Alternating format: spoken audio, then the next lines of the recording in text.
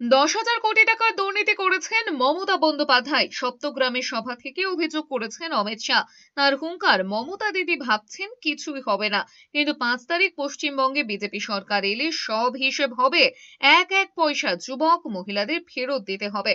মঞ্চ থেকে এক এক করে পশ্চিমবঙ্গে দুর্নীতির নাম করে আক্রমণ করেছেন অমিত শাহ।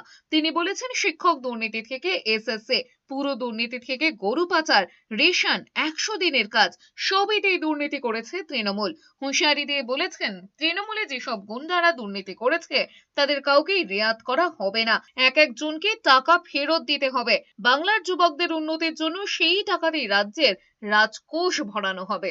ममता बनर्जी ने अनेक स्कैम किए, 10,000 करोड़ रुपए के स्कैम, और वो समझते हैं कि कुछ नहीं होगा। ममता दीदी, 5 तारीख को भाजपा सरकार आने वाली है। एक एक पैसा मेरे बंगाल के युवाओं का, दीदी लोगों का जो खाया है वो वापिस देना पड़ेगा, वापिस देना पड़ेगा।